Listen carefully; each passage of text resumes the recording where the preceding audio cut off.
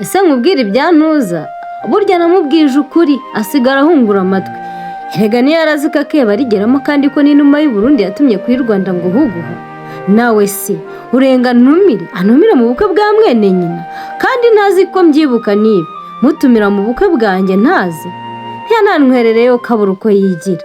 Mva nawe n'uyu di umukozi wanjye yabyaye muze kumusura mu bitaro.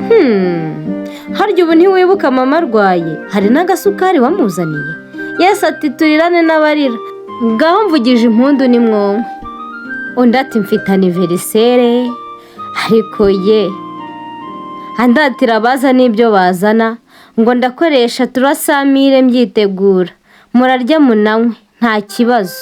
Turarya ko nakugujije warangurije uzarya n'ejo wiyongeze njye sinza ngo ndi mama matiku. Aho ni mu nyumvira ababyumva nkanjye agatuki hejuru cyangwa mubaze mwuzura umuti iyo umuntu yiherereye ku kagozi uhambiriza wowe ukora iki?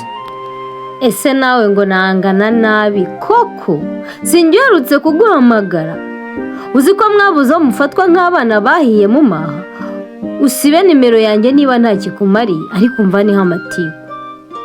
Aheruka nkingura none imva yamezeho ibyatsi, aheruka inzira muki turi mu itumba. Namwe munyumvire rwose sinyiri wa wundi winginga cyane, ubu ndi wa wundi wo kwingingwa. Volume yaba ari iyo cyangwa nongere ngo mutize inkweto? Uraserutse aho atari ukwiyenza seho nihe? Yambara 42 mu kirenge nkambara 38. Ubu birahurira hehe? Urasetsa aha arayitiriye se kuko Jordan yamubera ntayo nkuhaye jya kundega ku murenge ngo mena ibiryo ndamaze. Hari ibyo bahashye? I'm tired.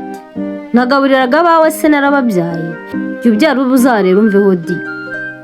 Ntirengagije se ko mwanyogogoje munyiba ngo nzamutize umupanga yikatira urugo? Ntawe namuha. Yanyirukanishije ku kazi. Inzika yireguzwa urayizi? Nawe ari wowe wagira uko maze asingutahira muzuru unandoze napfa.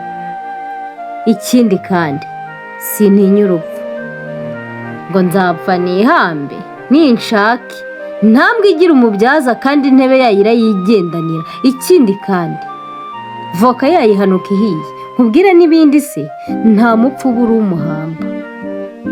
Naho wowe sasa umamagara unsaba ubufasha gusa ndagira ngo nkwibire ibanga ngo ubwenge nabuhawe n'Imana. Wowe se siyo yakuremye iyibuguha ukajya wandika iyo mivugo nk'uko ubivuga basi sorry. Maze rero umuntu abura se na nyina ntabura shebuja ako gasigarane. Ariko rero ababyumva nk'uko mureka inzika mubabarirane gira uko ngiziraguma nta n'inyungu y'igihemu. Kwiregura n'ibishira dutuze duturane muri iyi si ducumbitseho burya dupfa ubusa ziteza. Iyo tujya ni hamwe kabiri ku kandi mu gihome munsi y'ibirenge by'abo twahemukiwe. Rekeraho kwireguza inzika. Burya hejuru ya byose tutagera hari umucamanza ukomeye cyane. Nyiribiremwa azaguha igeno ryawe ntuzakose ngo ubyirate hose. Mwishyuke bene Imana. Ikindi habaguhirwa ntihaba gutunara. Ibyo dutunze ni umuyaga kandi ni n'umuyonga. Sangiza abandi ndetse musangire byose.